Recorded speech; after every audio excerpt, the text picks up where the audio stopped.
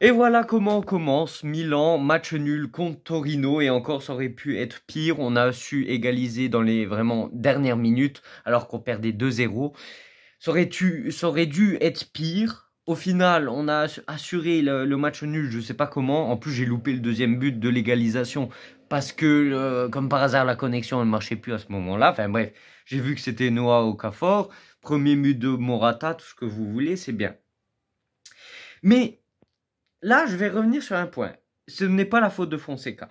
Mais quand moi je critiquais le mercato, après je préfère annoncer tout de suite, il faut pas tout jeter à la poubelle parce qu'on a fait un match nul, voilà, il faut laisser le temps à l'équipe de s'habituer au schéma tactique, de s'habituer à l'entraîneur, de s'habituer à la Serie A, de revenir dans un rythme. Mais moi quand je critiquais le mercato, il y en a qui comprenaient pas. Là, on se retrouve à jouer le premier match de championnat le 17 août avec Selemakers titulaire à gauche, en tant que défenseur gauche à la place de Théo Hernandez. On se retrouve avec Luka Jovic titulaire en pointe parce qu'on n'a personne d'autre. On se retrouve encore avec un Malik Thiaw qui fait des boulettes sur boulettes titulaire contre Torino. Et il faut m'expliquer, qu'est-ce que vous ne comprenez pas quand je disais les mercatos, ça se prépare quelques mois à l'avance, enfin même plusieurs mois à l'avance, pour que les joueurs arrivent le plus tôt possible, pour qu'ils soient directement à disposition. Qu'est-ce que je vous avais dit? Il y a 3 matchs qui vont se jouer durant la fin du mercato. Le mercato se finit le 30 août. Entre-temps, on va jouer encore contre Parma et contre la Lazio. Et là, aujourd'hui, on a joué contre Torino, on a perdu 2 points. Vous allez me dire, oh, c'est le début du championnat. Sauf que les 2 points, à la fin du championnat, tu les payes. Bon, vous allez me dire, ah, mais l'Inter aussi, ils ont fait des matchs nuls. Mais moi, j'en ai rien à foutre des autres équipes. Moi, je regarde mon équipe. Et aujourd'hui, on n'a pas bien joué. Torino aurait pu mettre largement plus de buts. C'est vrai que nous aussi, on n'a pas eu de chance. Ils nous ont annulé combien de buts? 2 buts. On a mis un poteau. Léao, il se mange un but. Vraiment, en duel, un contre Sergei Milinkovic-Savic. Enfin, non, son frère, le gardien de Torino, qui c'est un très bon gardien. Mais Léao, tu n'as plus 20 ans. Tu dois être le top player de cette équipe. D'accord, il faut que le laisser revenir en forme.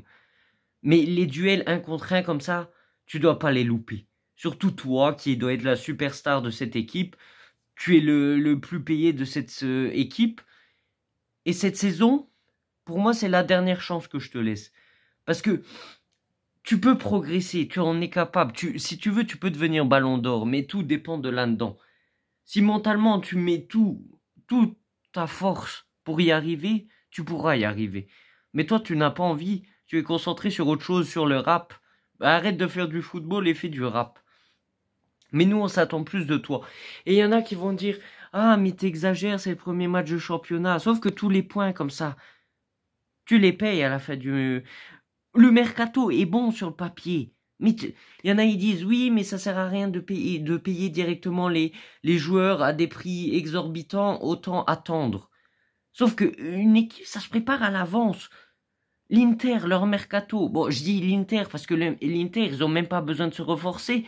Ils ont le même entraîneur, ils ont les mêmes joueurs. Ils se sont renforcés, ça fait 6 mois qu'ils ont déjà leurs joueurs, qu'ils les ont programmés leur arrivée. Zelinski et Taremi. Bon, sans rentrer dans le contexte où ils ont fait aussi 2-2. Bon, ça arrive.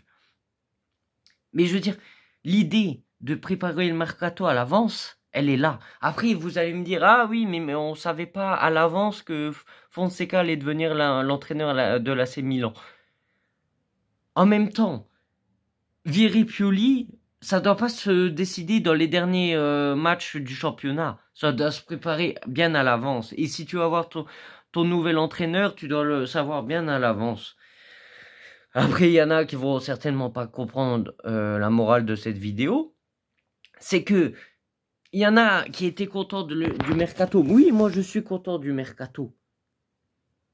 Sauf que on a mis trop de temps à faire ce mercato et au final, on le paye. On l'a eu dans le cul.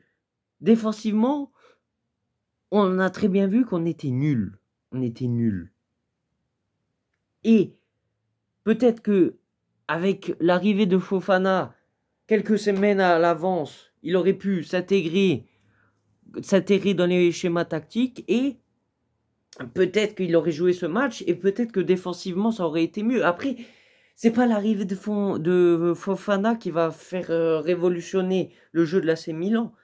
Mais c'est des joueurs comme ça, je pense, qui vont faire du bien à la défense de l'AC Milan. Parce que dans ce match, on l'a très bien vu, défensivement, c'était merdique. On se faisait fissurer dans tous les sens. Calabria, je sais même pas pourquoi il joue encore titulaire à l'AC Milan. Il y en a, ils vont me dire parce qu'il est italien, formé à l'AC Milan. Mais il y en a dans la Primavera ou dans Milan Futuro qui méritent 100 fois plus la place de Calabria. Sur le deuxième but, il s'est fait bouffer comme un poussin, vraiment comme un nuggets. Putain, vraiment, moi, j'arrive plus à me le blairer. Malick Thiaw, je sais pas, depuis la saison dernière, il est irreconnaissable. Après, vous allez me dire, oh, c'est le début de la saison, laissez-le. Sauf que quand tu dois jouer à Milan, tu dois être prêt. Faut pas toujours te laisser 36 000 chances. Déjà que Calabria, on lui laisse toute une saison comme chance et je sais même pas comment on fait. Emerson Royal, par exemple, s'il était venu à l'avance, parce que là, tous les joueurs qu'on a achetés jusque maintenant, depuis le début du mercato, il y avait eu déjà des rumeurs comme quoi il devait venir à l'AC Milan. D'accord, il y a des négociations, mais faire 2 mois de négociation pour faire arriver Fofana, 2 mois de négociation pour faire arriver Emerson Royal qui aurait pu arriver 2 semaines au moins à l'avance et jouer titulaire, ça aurait été certainement mieux que Calabria. Parce qu'au final, là, on s'est retrouvé avec la même équipe que l'année dernière, sauf encore pire que l'année dernière, puisqu'on avait l'année dernière, on avait Olivier Giroud, et là, on se retrouve avec Jovic titulaire. Oui, Jovic est bon, mais quand il rentre du banc, je sais pas pourquoi, de titulaire, il est nul. Enfin bref, bon, content pour le premier but de Morata, comme quoi il est très utile, premier match, premier but. J'ai pas vu le but de Okafor, il faudrait que j'aille le voir. Mais non, mais là, dans ce match, on s'est fait bouffer. En plus, l'entraîneur de Torino, je le connais même pas, je sais même pas d'où il sort. Mais surtout, défensivement, on s'est fait bouffer. Et offensivement, on a trop loupé. On a trop loupé. Et tout ce qu'on a pu voir dans les matchs de pré-saison, là, on l'a pas retrouvé. Et ça me fait chier. Parce qu'on s'était tous exaltés pour des matchs de pré-saison. Moi, je vous ai dit, moi, je suis content que Milan gagne des matchs de pré-saison. Mais attention, les matchs qui comptent, c'est ceux du championnat. Et là, premier match de championnat, ben, on fait de la merde. Donc bon, on verra bien.